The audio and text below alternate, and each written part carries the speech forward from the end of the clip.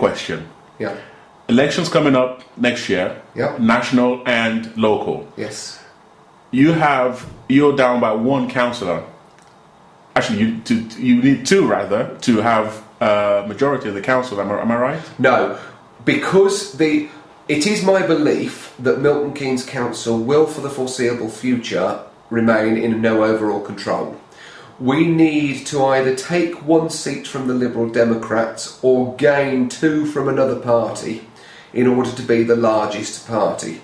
The largest party would then, presumably, form a minority administration, currently as the Liberal Democrats do. Right. There is, however, a slight caveat to that the Labour Party and the Liberal Democrats could form a coalition in order to keep the Conservative Party out of power.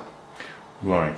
Now, we need a magic 26 if we're going to hold a majority.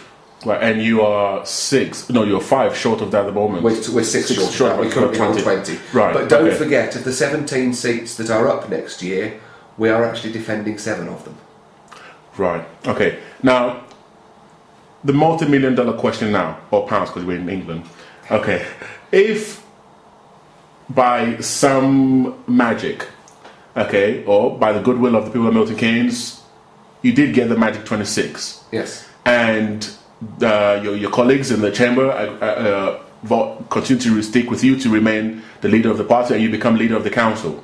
Yes. What would you do differently to what is happening now?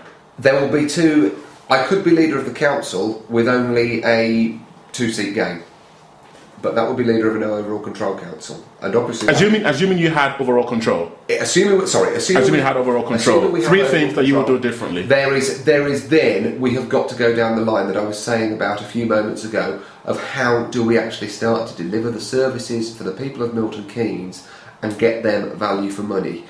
It's 3 things I'd do differently isn't an easy question to answer because that fundamental principle goes across every single service that the council delivers, whether that's children's services, whether that's services to older people, whether that's social care services, whether that's special needs services for the most vulnerable in our community. The fact that we have to do it with a sensitivity to our customer, with our customer focus always first in our mind, but done in a way that delivers value for the taxpayer who is paying their money into Milton Keynes, whether they're paying that to central government and it's coming back, or whether they're paying it directly in council tax.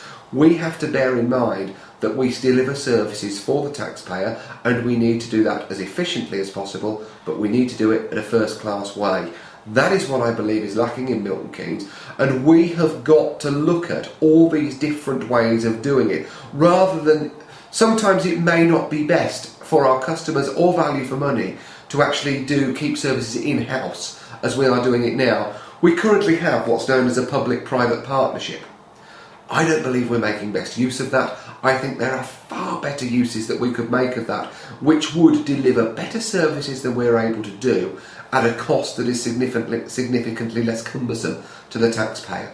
And this is what, on day one, we have got to get into. It is my belief that we need to tear apart the current system and look at every single aspect of the council and say, where can we deliver that better and at better value to the taxpayer?